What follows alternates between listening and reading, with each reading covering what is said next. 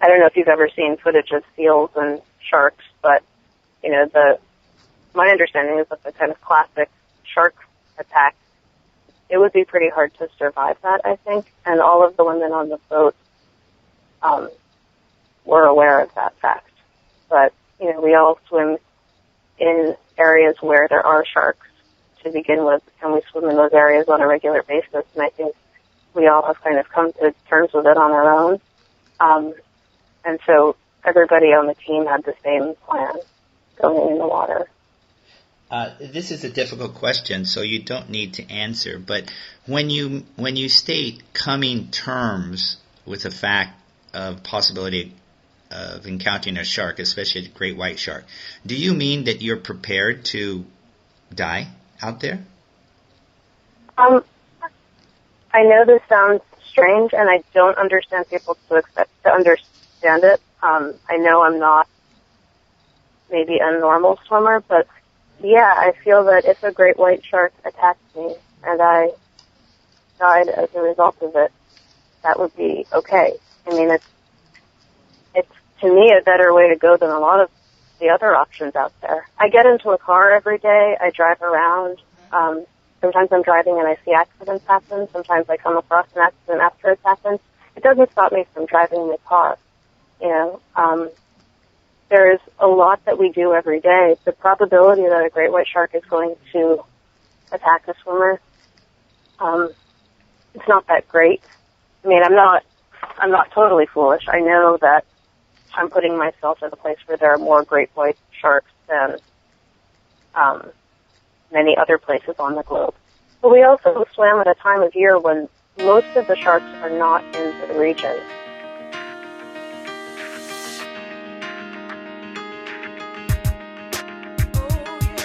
Cathy Delneo is a shark attack victim. She was bitten by a tiger shark off the North Carolina shore on the east coast of the United States while she was surfing. It certainly affected her, both physically and mentally. But Cathy got back in the water and is now an avid open water swimmer. Not only is she an avid open water swimmer, but she also swims in the Red Triangle, the infamous area near San Francisco Bay, which is the most notorious area for great white shark attacks. Cathy most recently completed a 16-hour, 29-minute relay between the Golden Gate Bridge and the Farallon Islands.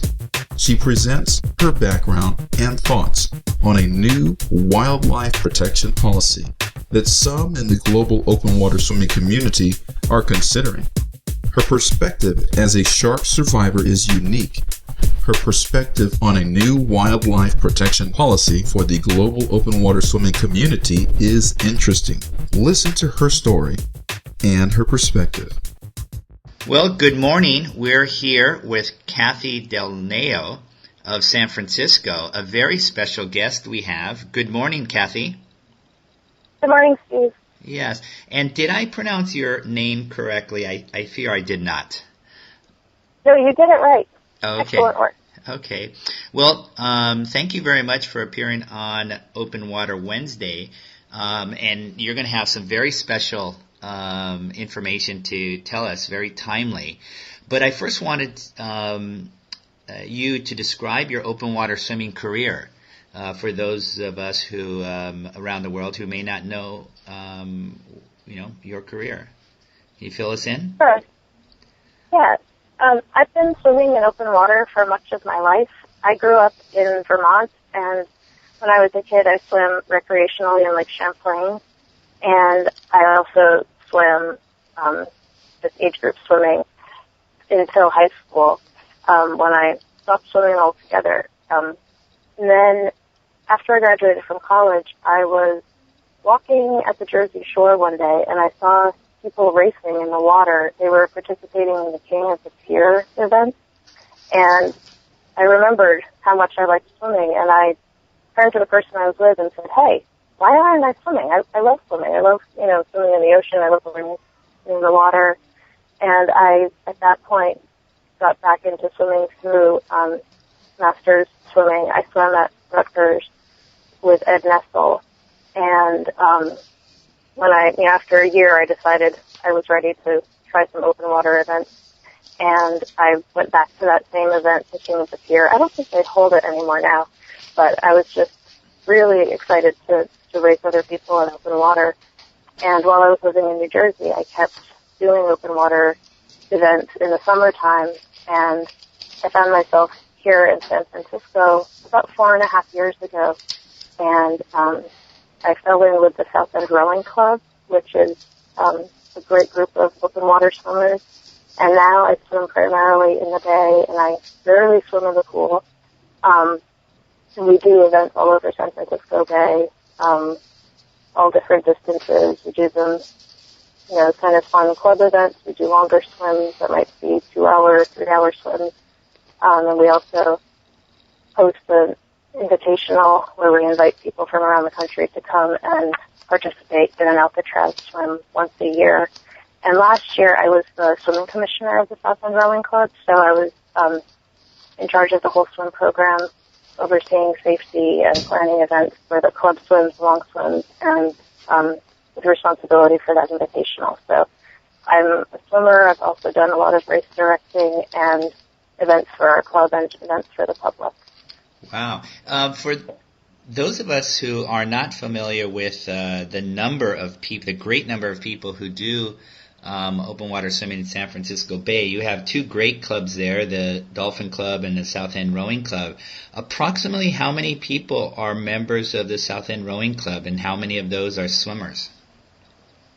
Well, I think at this point we have over 900 members in the South End Rowing Club, which is quite a number of them. And I believe the Dolphin Club, which is adjacent to ours, has even higher numbers. I think that they're over 1,000 now.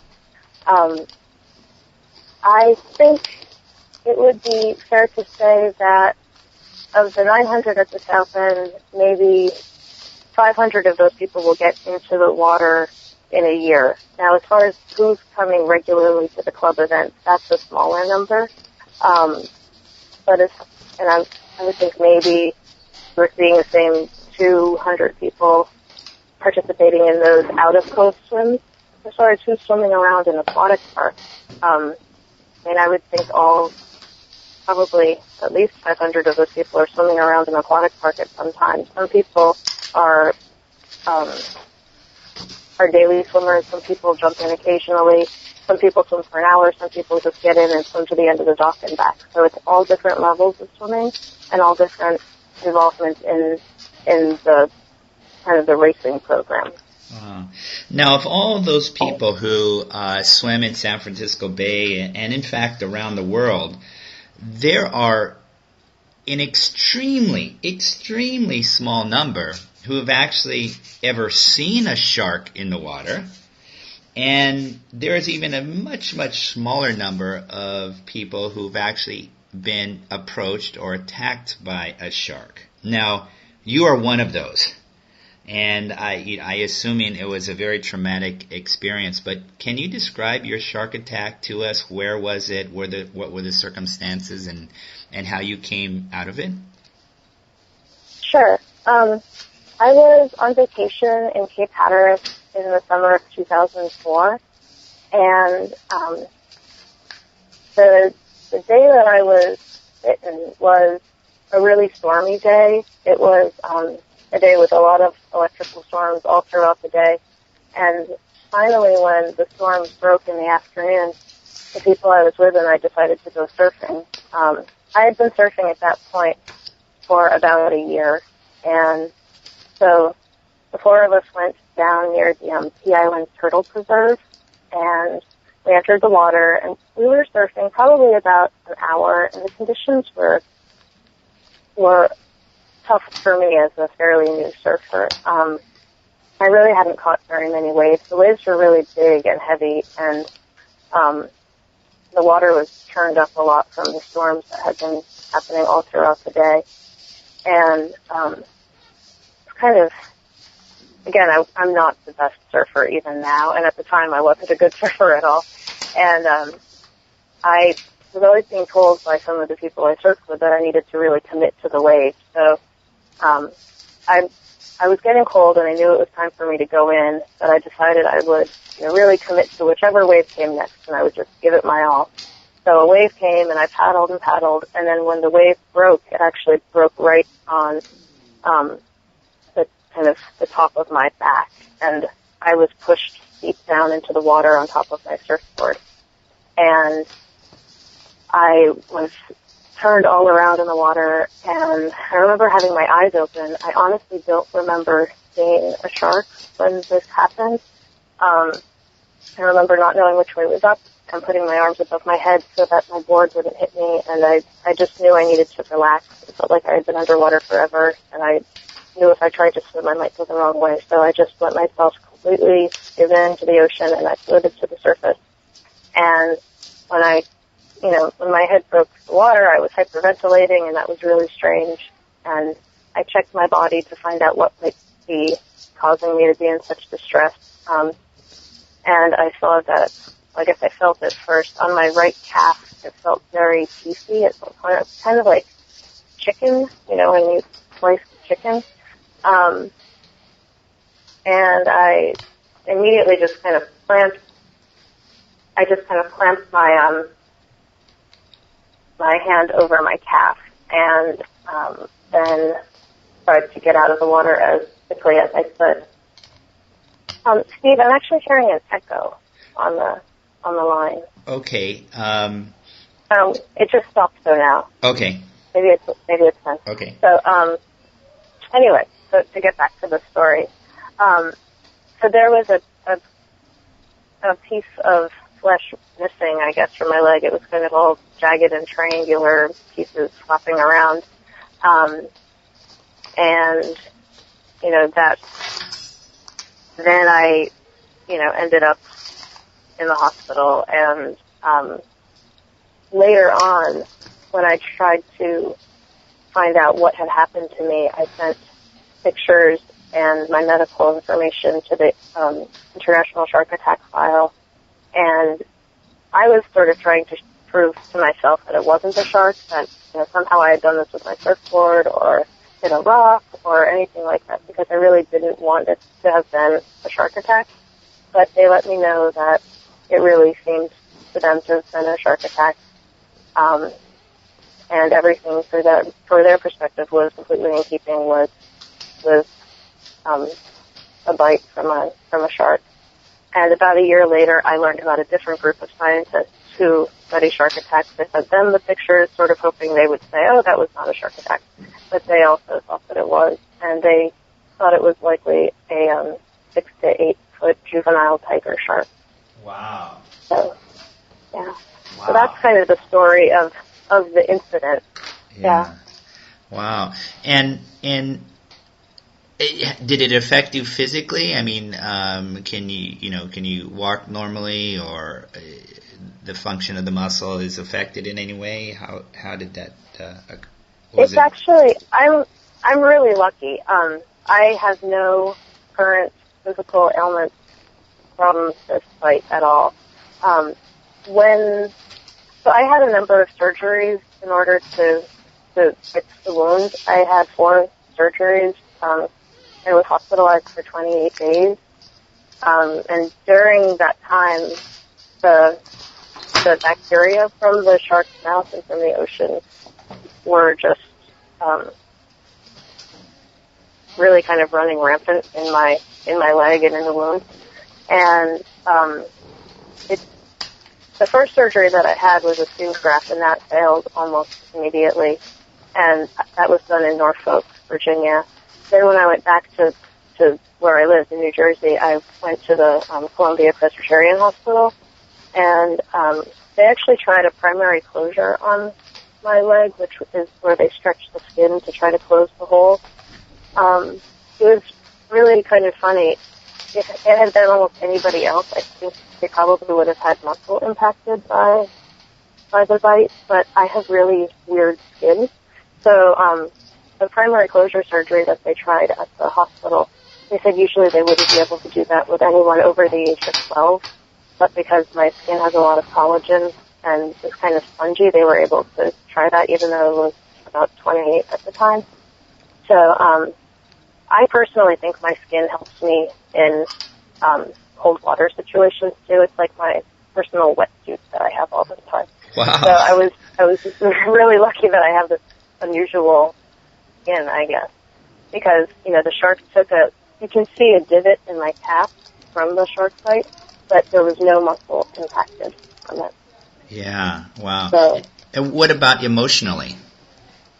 I think emotionally, I definitely have had to deal with this. The hard thing for me initially was just that the doctors didn't investigate the cause of the injury, and therefore they didn't treat it properly. If the doctors had listened to me when I was asking them about the cause of the injury and asking, if the cause mattered in the treatment, they might have looked into it and found out it was a shark attack quickly, and if they had done that, they would have been able to get in touch with the International Shark Attack File and found out the protocol for treating this condition. Because they didn't do that, I was in, I would say, excruciating pain for the entire treatment up until the last probably 10 days. So I think that it kind of does a number on you emotionally if you don't trust the medical community very much when they're treating you. And that has had kind of a ripple down effect in my life. But I also started having a lot of shark nightmares, and I was really kind of cagey. If people moved quickly on my right side, or if I was driving and a car came up on my right side quickly, I would be easy to startle. And that probably went on for about 2 years. I was told by a psychologist and then a psychiatrist that I had a post-traumatic stress disorder from the incident. But at this point in my life, I don't feel like that's an issue again. Luckily, I've recovered from that. At this point, I don't think there's really much of an emotional, this is, 7 years ago. So at this point, I feel like I've pretty much recovered emotionally from it. There are still times that I'll go to surf at a beach and I'll look around and I'll think, this doesn't feel quite right. I'm not going to get in the water. So I do still have some days when I won't get into the water because I feel a little uncomfortable. But I think a lot of people feel that way in different situations. You just kind of have a sense that there might be sharks around. So I'm not sure if my shark sense it feels like it's probably a little bit more acute now that this happened. But one thing emotionally that happened to me that I was really surprised by was that I feel this close affinity for sharks in a way that I don't think everybody does. I think some people do. But for me, one of the worst things that I can see is a picture of a fisherman holding up a shark. When I'm swimming and I see somebody in the San Francisco Bay pull a small shark out of the water, I start screaming at them. I become like, I go nuts. I really feel like sharks are something that I personally need to work on protecting, and that people in general need to have more awareness of and more respect for. And I think that in the past I have liked sharks, but definitely after I was bitten, my relationship to them, I think, became closer. I feel more close to them now. Yeah. Do you think, again, this is a question out of the blue, but do you think it has something to do with some kind of survivor mentality that we hear about in, wartime, and you survived this, and you have some closer affinity to these sharks?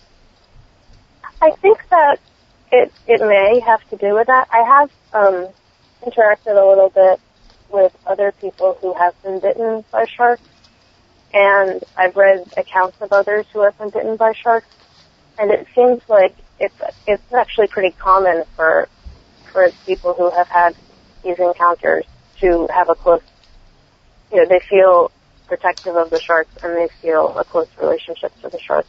So it does seem like there is some psychological phenomenon there. It's funny because I was talking to a therapist once who suggested it might be like a, my totem animal. Maybe the shark marked me. And I thought, well, either that or the seal is my totem animal. I'm either one or the other. I'm not sure. I feel pretty close to all of the animals now, and I feel like I kind of recognize where I am in the food chain. And, to get back to the question of how it changed me emotionally, I think I had always felt safe in the water before that day when I was bitten. And it always felt like it was my home. And it was really hard for me to understand that, to get to a place where I can understand that the water is my home, but it's also a dangerous place. I think as a swimmer growing up, I always just felt very, very safe in the water and kind of embraced by the water. And I didn't necessarily understand the dangers that exist for all of the animals that are in the water from one another. It's my home, it's the sea lion's home, and it's the great white shark's home. It's all of those things at once. So I feel like I have a little bit of a more realistic relationship with the water now than I did before. Yeah. And then what's incredible to me, and people who follow marathon swimming around the world know this, you participated in a pretty incredible 30-mile, 16-and-a-half-hour cold water relay from the Golden Gate Bridge to the Farallon Islands. Now that's smack dab in the middle of the Red Triangle. Before we get into marine life, can you just describe that relay and the 5 women that you participated with? Sure. The relay was, to date, kind of the most amazing thing I've done. I mean, it's hard to describe it. I feel so lucky to have gotten the chance to participate in it. Kim Chambers is a swimmer with the Dolphin Club and the South End Rowing Club, and she also swims with a group called Night Train Swimmers. And Kim had participated in a successful relay of the same Farallon Channel. I think it was in the middle of May, and that relay team, because they had such a tough channel to cross and they had made so many attempts, they had a permit for June 4th of 2011. And their group had already successfully crossed and they weren't going to use the permit. And Kim asked Vito, who was the head of Night Train, and he was the ringleader of the first group that did the crossing recently. She asked him if she could have the permit. And I think Vito was thinking she'd never find 5 other women to swim with her, and he was kind of laughing and said, "Yeah, sure, Kim, you get the permit." Within just a few days, Kim actually found 5 women to swim with her. So our team was made up of Kim Chambers and Melissa King, who's also a South End and Dolphin Club member, Lynn Kubasek. I'm not sure if I just said Lynn's last name correctly, yes, but Lynn's from Southern California. Laura Vartine-Horn, who is a great swimmer. She, I hope, is going to join the South End Rowing Club soon, because she lives here in San Francisco. And then Patty, and I always say Patty's name incorrectly, so I'm not going to try. Patty Bornfeld, she swims down in Monterey Bay. She's actually going to try a solo crossing of Monterey Bay, I think on Monday, coming up. And she's also a South Ender. And then myself. So we had the 6 women in place, and we had a great crew. And basically, Vito sat at the helm of the boat for the entire swim, and the waves were huge. The wind was pretty intense, and I'm most amazed with Vito that he could pilot for that long in those conditions. And we just kept putting swimmers in the water and, just kept plugging away. We saw some amazing things up there. There was a whale, there were porpoises, there was he wasn't little, there was a big sea lion. It was just an amazing an amazing swim. The first half of it was stormy and dark, and then at some point during everyone's second leg, the clouds came through, and we actually saw 2 rainbows while we were swimming. And I think all of the mammals that we saw in the water and the rainbows, it sounds so cheesy, but we just felt like, oh, these are good signs. We're going to make it, and we just kept swimming, and we did make it. A lot of us on board were pretty sick, myself included, during the swim, so there was the seasickness challenge to contend with, but it was a great day and a great thing to be a part of. Yeah. Now, when you are swimming in this area, the Red Triangle, where the greatest number of great white shark attacks have been documented, I want to first speak about the other swimmers. The possibility of encountering a great white shark had to enter their mind. That's a correct assumption, correct? Yeah, definitely. And before we swam, we talked about how we felt about the sharks and how we felt about what we would do if a shark was in the area. And we actually all had the same game plan. Everybody who was in the water that day, to my knowledge, had agreed with Kim Chambers about what our plan was for safety. We actually, if you had asked the lineup 10 days before the swim, it was different than the lineup that we went into the water with on June 4th. We had a swimmer who is a dear friend of mine who wanted to use a shark shield, and the team decided that we didn't want shark shields on our swim. And so we then got in touch with Patty, and Patty had agreed that she wanted to swim the relays with the same terms as the rest of the women on the team. We didn't have any weapons on board. We didn't have any fishing gear on board. And the plan for all of us was that if we were in danger, of course, if the swimmer felt in danger, could raise their hands. We had a signal. We would just pull them out of the water, no questions asked. But if there were sharks and the swimmer felt comfortable continuing to swim, they could stay in the water.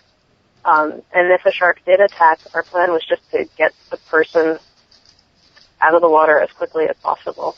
With great white sharks, they come so fast and from so far beneath you, you probably wouldn't see them until they had bitten you. So, I don't know if you've ever seen footage of seals and sharks, but, you know, my understanding is that the kind of classic shark attack, it would be pretty hard to survive that, I think. And all of the women on the boat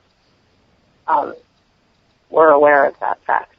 But, you know, we all swim in areas where there are sharks to begin with, and we swim in those areas on a regular basis. And I think we all have kind of come to terms with it on our own.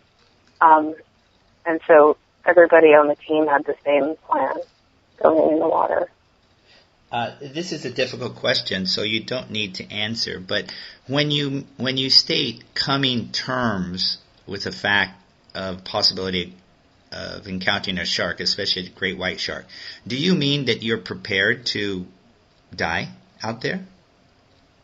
I know this sounds strange, and I don't understand people to understand it. I know I'm not maybe a normal swimmer, but yeah, I feel that if a great white shark attacked me and I died as a result of it, that would be okay. I mean, it's to me a better way to go than a lot of the other options out there. I get into a car every day. I drive around. Sometimes I'm driving and I see accidents happen. Sometimes I come across an accident after it's happened. It doesn't stop me from driving my car. You know, there's a lot that we do every day. The probability that a great white shark is going to attack a swimmer, it's not that great. I mean, I'm not totally foolish. I know that I'm putting myself in a place where there are more great white sharks than many other places on the globe. But we also swam at a time of year when most of the sharks are not in the region, and there are tracking devices on a lot of the great white sharks, and those tracking devices show that they're largely down further south right now. Excuse me, I've got a cough. So it's kind of a calculated risk. Would I swim to the Farallons in September? I don't think so. I don't think I would do that. But if I were swimming at China Beach here in San Francisco in September, I'd have to know that I might encounter a shark. Sharks come into the San Francisco Bay. I could encounter a shark under the Golden Gate Bridge, or or out near Alcatraz. It could happen, and I feel pretty comfortable swimming in those waters. And I think that for me, if a shark were to attack, I wouldn't hold it against the shark, definitely. He or she would just be doing what he does. But I think I'm okay with it, quite honestly. It's funny, too. I talked to my family about it. I'm not married. I don't have kids. I talked to my mom about it recently. And I was really happy to find that she understood my perspective on it, that she supported what I was saying. And I feel like if something did happen to me, I wouldn't have completely upset my family in the process, that they understand where I'm coming from and that my perspective is a valid one, and, it might be a little unusual, but they love me and they love that I swim, so I think they would be upset, obviously, and they might even be mad at me, but they would still love me and respect my position. Yeah, and then you had mentioned the shark shield, and for people who are not familiar with this device, it's a long black cord that gives off electrical impulses, and that does not feel good on the shark's snout, so it theoretically avoids the immediate area. Now, many swimmers, surfers, divers, boaters, military use this as a protective device. But you and your teammates decided that was not appropriate for your swim. Can you explain that opinion and decision? Sure. I think that a few factors went into our decision. One of them is that many of us feel very strongly that we shouldn't harm anything while we're swimming. The idea that the shark would swim into this radius and encounter something unexpected and something that disturbs it enough that it wants to leave the area, to me seems like potentially we are doing harm to this creature. We talked about the idea that we're going into their house, and it's like walking through somebody's living room, blaring noise so loudly that the person has to leave their own home. It just seemed very disrespectful to us. I think that we wanted to feel like we were at one with the ocean and at one with the other animals, not that we were coming through and disturbing them. And so that was a major factor in our decision to not use the shark shields. Another part of the decision, quite honestly, was that the other team that had recently swum the event hadn't used the shark shield. And we wanted our swim to be ranked up with theirs. We wanted it to be the same type of swim. And I wasn't privy to the other team's discussions, but I understand that they also had some discussion of shark shields and considered, somebody at least brought that topic up with the other team that recently swam. And I felt personally like if we swam with this device, that would be the equivalent of swimming with a swim aid. It would be like we put on wetsuits and then went in cold water and said we had done the same swim as people who hadn't worn wetsuits. The women on my team wanted to do the first Farallon relay by women. We didn't want to do the first Farallon relay by women assisted by something. We wanted our swim to equal the other swims that had been done primarily by men's teams. So that was also a factor in it. Got it. And then back in the 70s and 80s, when there was earlier renaissance in marathon swimming, people actually used to use mechanical shark cages, where they used to swim within this protective mechanical box, basically, that was pulled by a boat. What is your opinion of those devices? I honestly don't know very much about them. I think that the device you're describing is similar. I had read a story about somebody swimming in the Atlantic Ocean, doing some sort of an Atlantic crossing a while ago, and he had been using the device. So I think I've seen a picture of what you're talking about. The thing that seems nice about that kind of a device is that it doesn't seem to hurt any sharks. There doesn't seem to be the potential to get bitten by a shark for a swimmer who doesn't want to be bitten. And it doesn't seem that the cage could possibly hurt a shark any more than the boat going through the area. But I think that there's a difference between if two swimmers did the same swim and one did it without that device and without a shark shield, and the other one did it with the mechanical device, with this cage, in my mind they did two different swims. They're both probably great swims, but they're different. And so I don't have anything particular against the shark cage, assuming it's just a metal cage or a contraption of some sort around the swimmer, like a diving cage. But I think that any swims that somebody uses that, it just needs to be noted that they use that so people understand what equipment was used during the swim. Yeah. So now you and your teammates are out there, and it's a rough patch of water out there. You're swimming west of the Golden Gate Bridge. There's a potato patch there, which is very renowned for rough water. The sea is dark, winds are up, whitecaps are cresting at 10, 15, 20 feet. And let's say a non-attacking shark were seen. What were the safety precautions that you and your teammates had decided upon? Well, a non-attacking shark doesn't really require safety precautions. So when we talked about what would happen if, somebody saw a shark, if a swimmer wanted to keep swimming, they could keep swimming. It's up to the swimmer who's in the water to decide if they feel unsafe or not. If the crew had seen an attacking shark and a shark acting really aggressive or coming closer, circling, bumping a swimmer,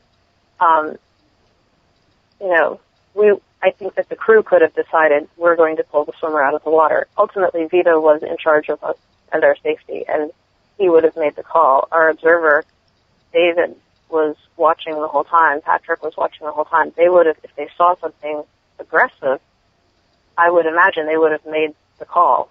Nobody needs to die out there unnecessarily. If you see a shark coming that looks like it's going to kill one of us, or even just bite us, clearly we would be pulled out of the water by the crew. And the team captain would be a part of that too. I mean,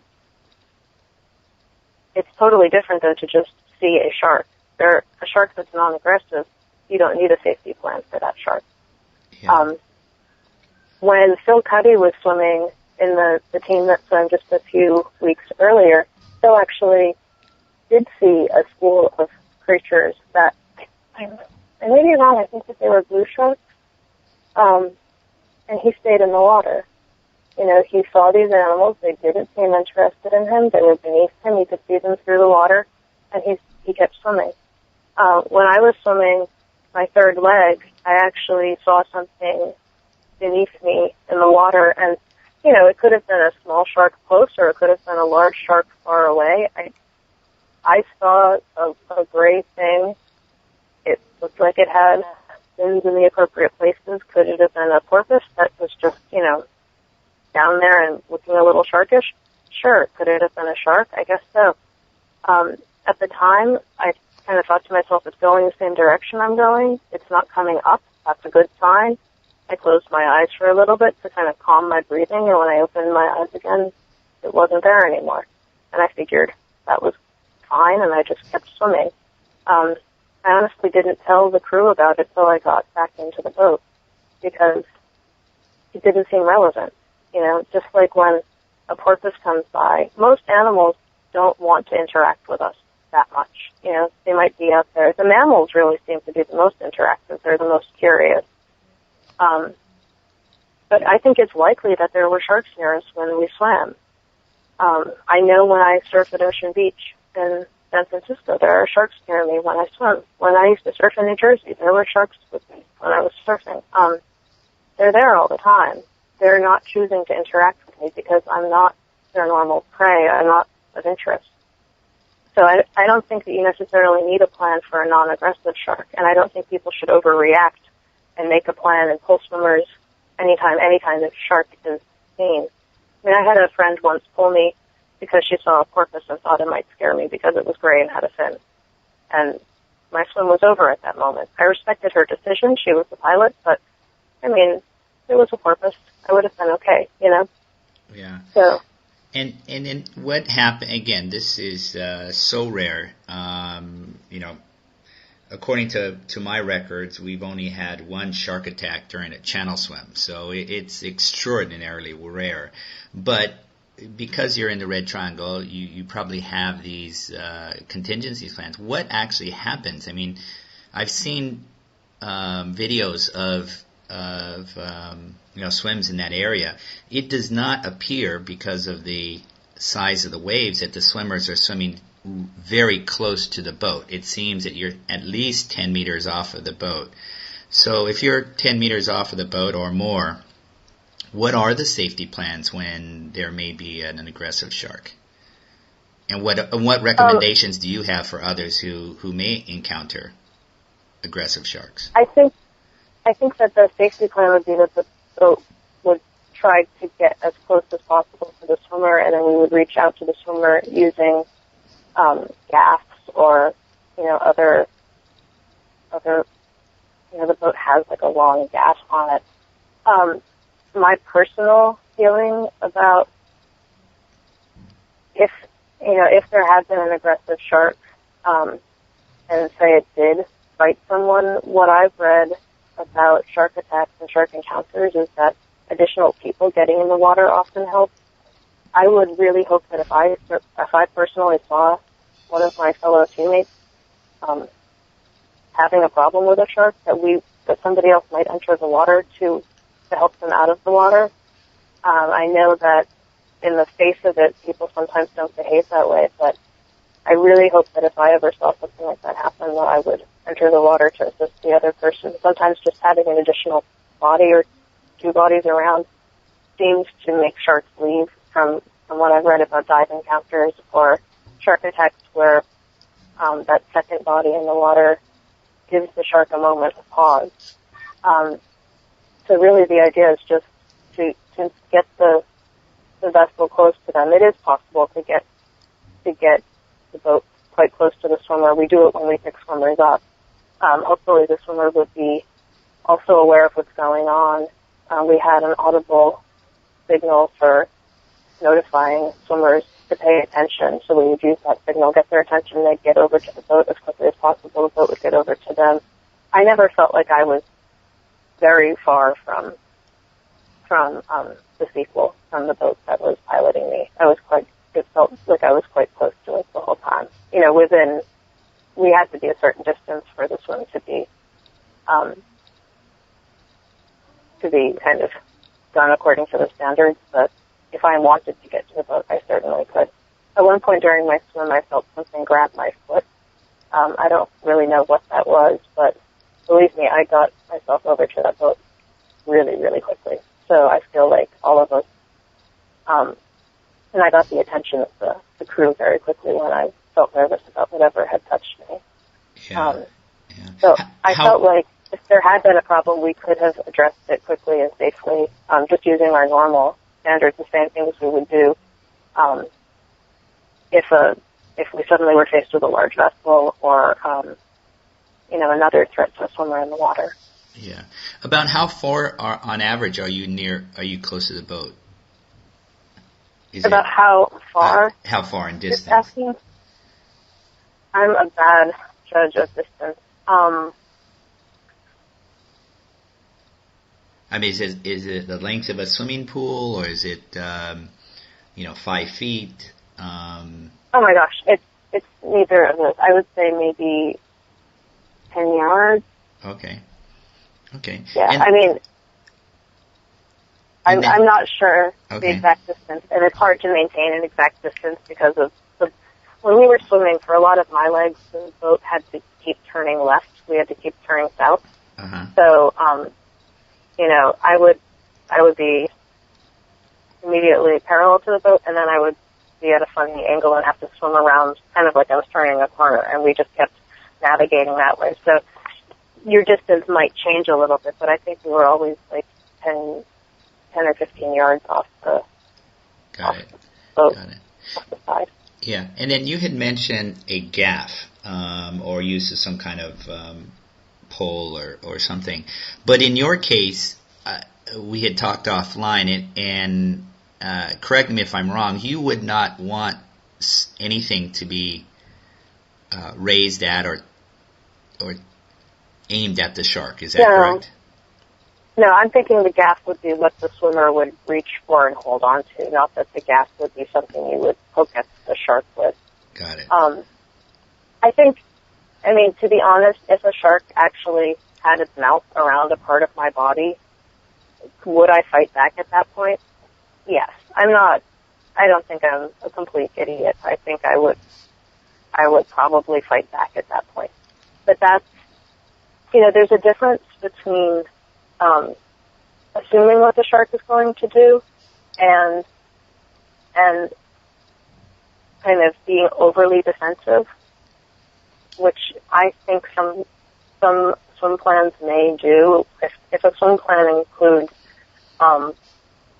hurting a shark before it's actually bitten the swimmer, that just seems like a bad plan. I don't think anybody should actively try to kill a shark, even one that has bitten someone, even one that has killed someone.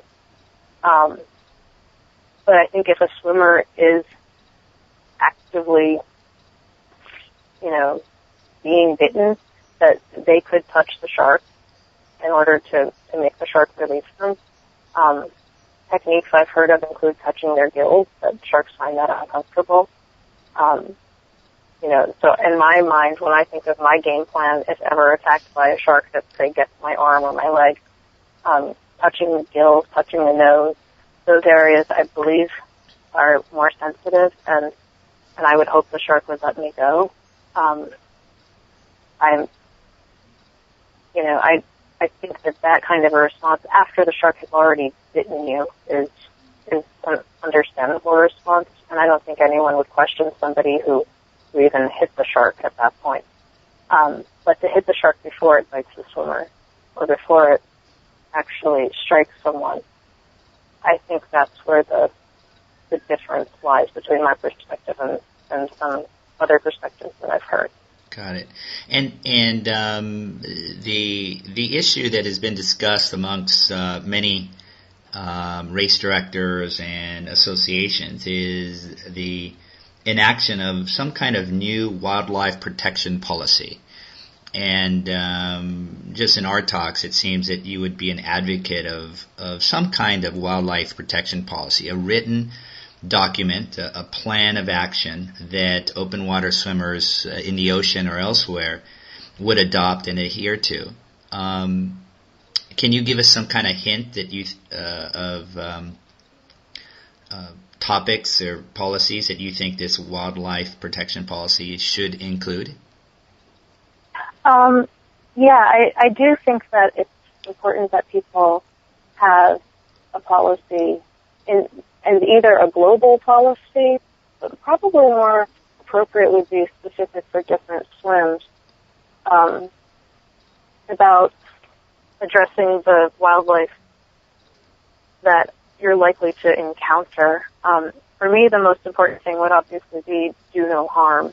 I think that that's kind of my motto when coming into a situation with wildlife. I think that contact with the animals shouldn't be initiated by humans. And I have to admit, I've been thinking about these ideas, but I haven't really sat down and written down what I think yet. And so this is just kind of speaking off the top of my head. But I do think that no weapons should be on board boats for swims, that if a swimmer is being attacked, that they should be pulled out of the water. That, you know, if there's a legitimate threat of the swimmer's safety, then the crew and the swimmer should always get the swimmer out of the water. That no swim is worth harming animals to complete.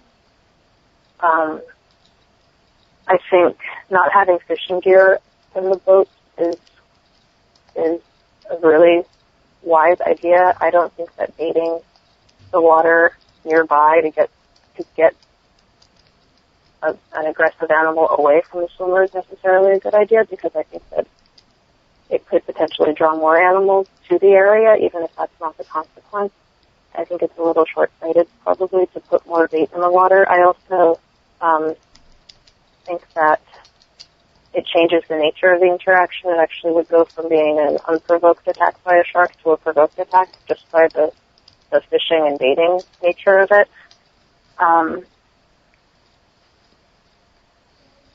So I think that from my perspective as kind of a race director or a person concerned with safety, I know that if I was a race director for an event at the South End Rowing Club and we saw a fin, we would pull the swimmers. We would get them onto the boats as quickly as humanly possible. There's no reason to continue to swim with a large group of people. Those are swims where you always have 20 to 100 people. We in that setting couldn't offer the pilot coverage to really handle the situation well.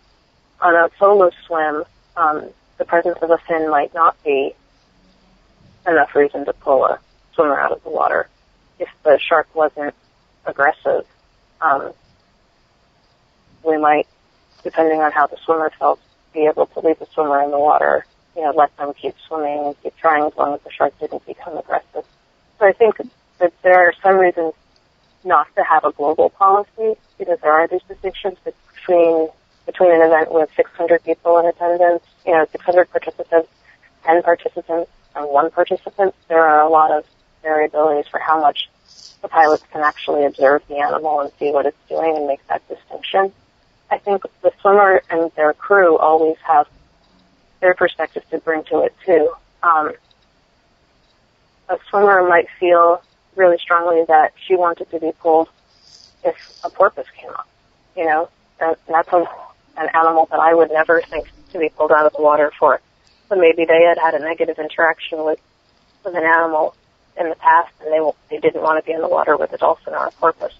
So the swimmer should have the right to be pulled in those circumstances. And so each crew, in addition to kind of having policies in place for specific swims, each swimmer has to look at the policy. They'd at least have to meet the guidelines for the specific swims policy, but then they'd also have to decide, do they want anything more stringent done by their crew that doesn't violate the guidelines of the swim that they're doing? So, it's not as easy as saying we can have one blanket policy for all swims. I think that different swimming organizations should, though, go ahead and develop some guidelines that their governing bodies feel comfortable with. Because I think that that's the best way to really make swimmers who are going to do those events aware of the actual dangers and the potential dangers. And I think it's the best way to really kind of get this stuff talked about in our community. Well, thank you very much. This has been a fascinating hour of discussions from one of the very, very few open water swimmers out there in the world who's actually been attacked by a shark lived to tell about it and remains one of the staunchest advocates of the sport. Cathy, you've been wonderful. It's been thanks, sir. Yeah, it's been wonderful. Thank you for hearing everything. So thanks for I feel like it's really important that we talk about these things, and I know my perspective is a little bit different than many other people's perspectives. I think that the one thing I really feel strongly about is that there are protected animals out there, and we shouldn't be doing anything that violates their space. And I think as we swim, we need to be just aware of what we might encounter and how we might act, and to really talk about this. I think a lot of times people don't want to have these conversations, and I really appreciate your having me on and interviewing me about this, because, my opinion may not be widespread, but I think we need to hear from a bunch of different people about these topics, and then it gives us the opportunity to really develop some guidelines.